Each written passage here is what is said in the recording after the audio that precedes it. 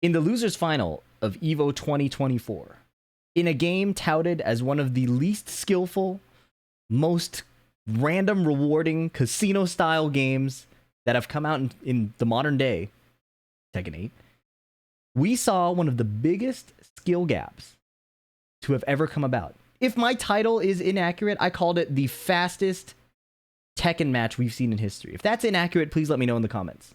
I'm happy to be educated. But I believe this is the fastest losers final in history. This is a first to three that lasted 6 minutes long. 6 minutes long, including the downtime between matches. If you don't know what I'm talking about Nobi versus Atif. The losers final, as I just said, of EVO 2024. Crucial bit of context, I did a video talking about their top 24 match, the qualification match for top 6. This was a very, very close set, the top 24 match was. And I talk about the timings of Tekken and why the gameplay is so interesting even though it's a Dragunov mirror. And that context is really crucial in this set, the actual top 3 set. I should say top 3. Losers final, right? The reason why this is so crucial is because all of the downloads that Atif made in the top 24 set, he remembered. And I want to play the match actually in its full speed. I don't want to interrupt it at all. And I want to show you the pace at which he was able to make these reads on the world stage as a historically nervous player. Atif is notably nerfed when he shows up to these offline tournaments. So to see his performance is scary. To know that he is capable of so much more, only nerfed by the tournament nerves.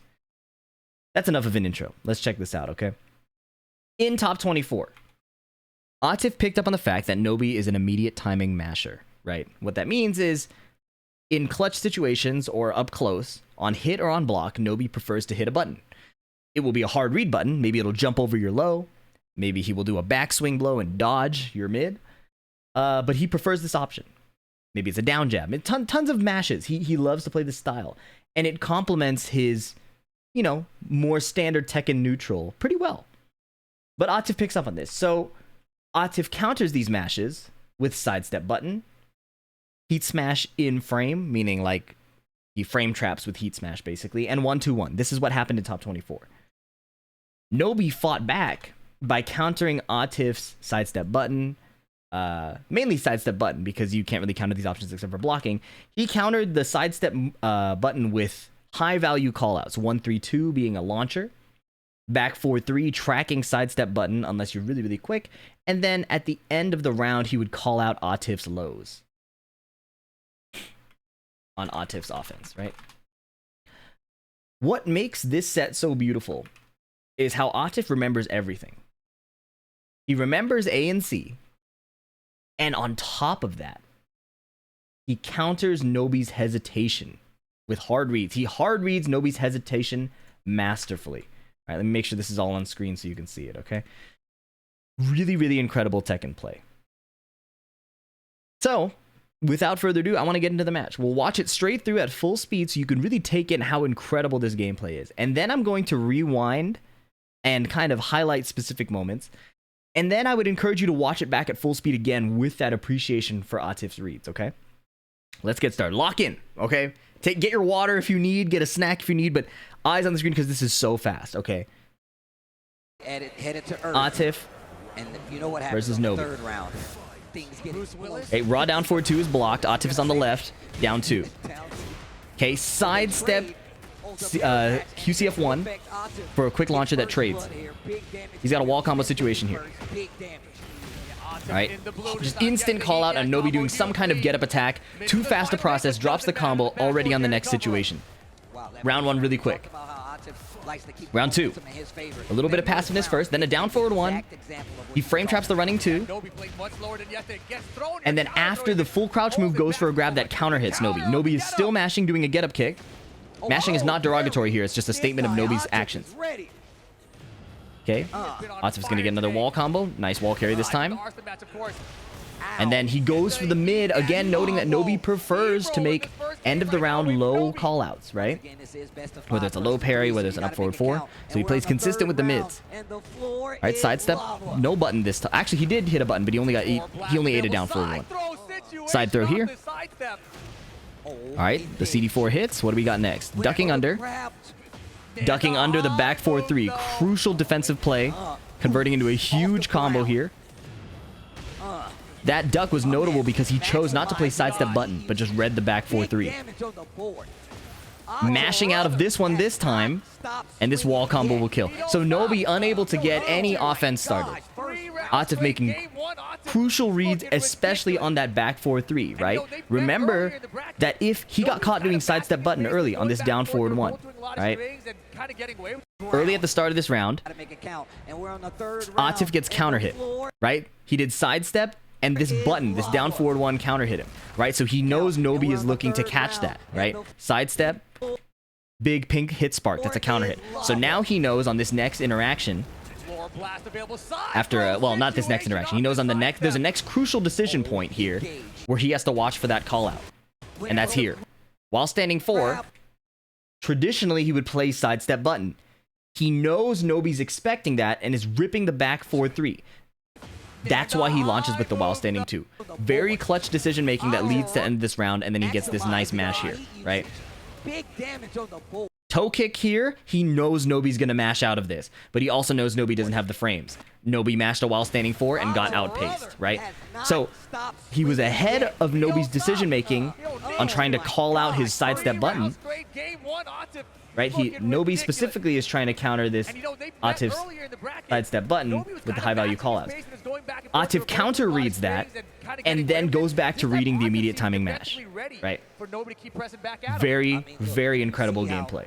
All right, so let's get back to game 2.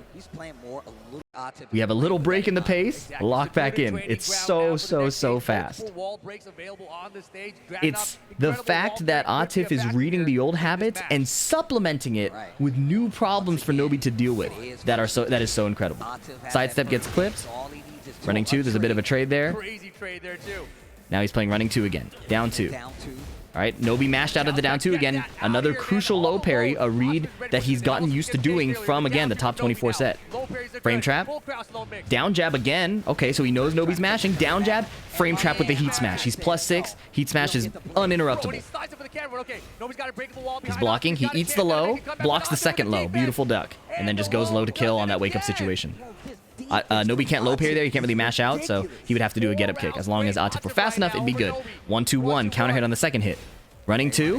What does he do? He gets mashed again. So he's confirming that Nobi is still mashing, and he's going to check it. Nice movement from Nobi here.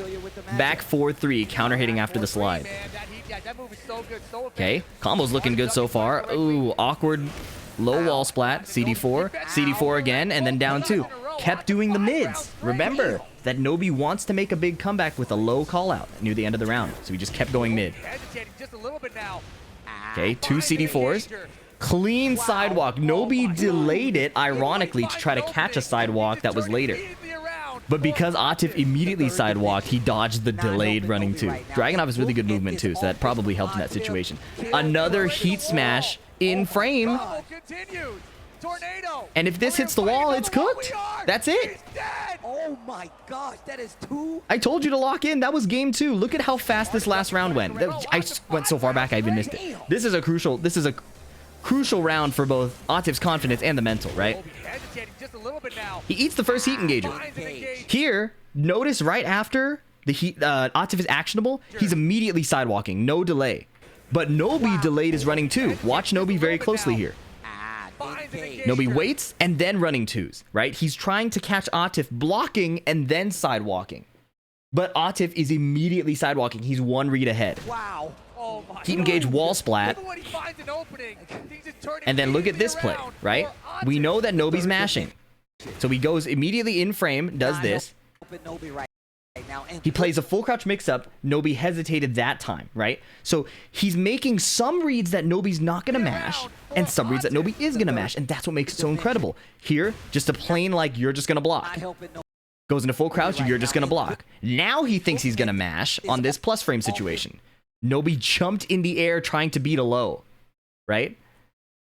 Nobi jumps in the air. Sorry, the frame by frame is a bit slow to respond.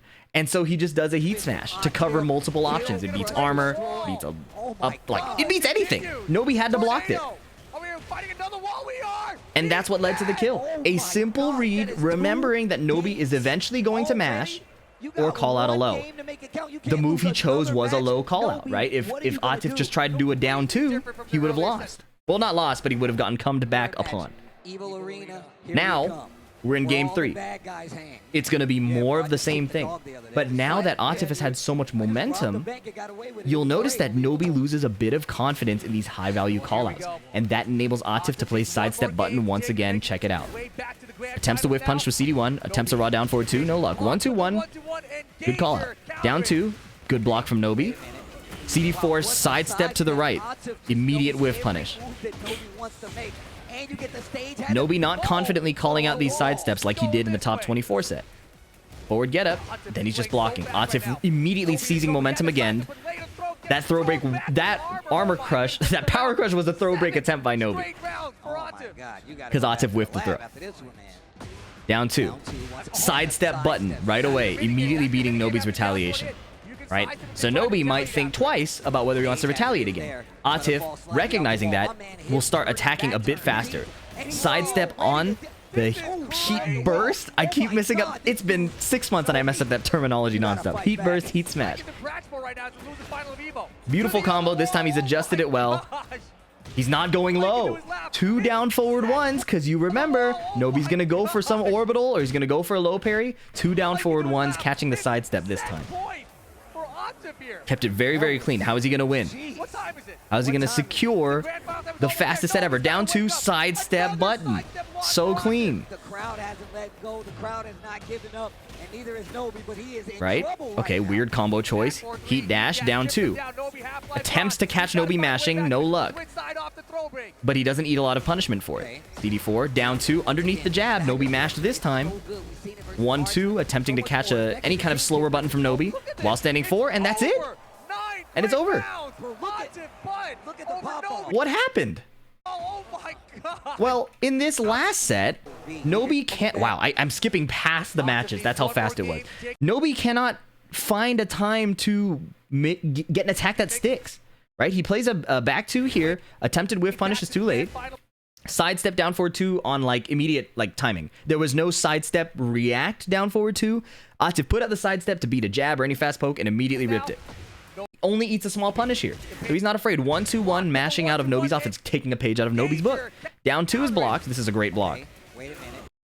Nobi tries to play with his timing a little bit. Atif doesn't care. He plays an immediate sidestep right. Look at Atif's movement. Atif gets up and is immediately moving. No, he did a... Sorry. Not immediately moving. He does a very tiny backdash and then sidesteps. And that was a crucial delay to match Nobi's delay. That was actually really sick. I didn't catch that in my first watch through. Alright, big stage blow up. So Nobi can't find an attack that sticks. He's not playing the 1-3-2 or the back 4-3, which he did a lot in the previous set to catch him. Probably because Atif is reading this back 4-3, right? Sidestep here, jab. Trying to keep the tempo. And then Nobi ducked the throw, but was not ready for the fact that he ducked it. And then ripped the throw break. So quick reflexes from Atif to get a throw punish there. Now, this happens fast again. Down 2. This is an immediate timing situation. We know Nobi likes to mash. Sidestep, down forward 2. A classic Dragunov interaction. But because Atif has shut off the back 4-3 early on in game 1, I believe that's why he was so confident doing it here. Nice mash, but no counter hit. Simple sidestep right. Now, remember, this sidestep right can be scary. If Nobi decides to back 4-3, the second hit will track on a sidewalk. But I really believe this early duck on just turned off that option from Nobi. I think Nobi remembered this, and it went horribly. This is game 1. This is after this down jab, Nobi mashes back... Or sorry, after the while standing 4, Nobi mashes back 4-3, and he gets ducked. And I think because of that, he lost confidence in using that option as a high-value call-out to Atif's sidesteps. So, when we arrive at this situation at the wall, Atif is so comfortable, and the previous situation before, Atif is so comfortable sidewalking to the right, dodging the heat burst, and just getting a combo here. And by the time Nobi is comfortable to mash again, or track the sidestep, Atif just is a slight delay and it beats him.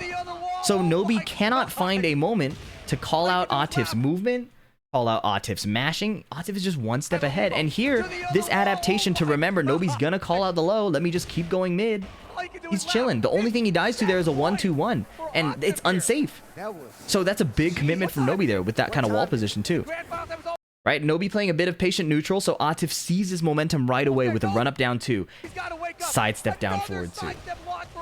So where Atif chose to speed up is in the neutral, and where he chose to kind of slow down or play a bit more patiently is in these tight, fixed frame situations. On hit here, he plays a mash there, which is a nice little attempt to greed. He'd been getting away with a lot of or he'd been winning with a lot of sidestep button. So why not just call out immediately? I respect that. That's kind of that Pakistani randomness that is so effective in tournament sets. And then he sees Nobi mashing again, right? He does a down 2 here. Nobi mashes while standing 4. Okay, that's data. He doesn't have to respond to it right away. Maybe Nobi expects him to sidestep here and picks a slower move. So Atif does 1-2-1, right? A bit of counter adjustment, and even though it didn't pay off, no damage is done. There's finally the 1-3-1 from Nobi. Nobi used the 1-3-2 to catch a sidestep in the past, but Atif is just blocking. And now that he knows Nobi is desperately looking for a comeback, right? He cannot find any hits in neutral. Atif just sends it. Down 2. 1-2. Down 2. While standing 4, you're mashing. Down 2 to catch the sidewalk. At the moment where you would finally expect Nobi again to try to find a comeback mash, Atif instead makes the read that Nobi is maybe a little nervous, right?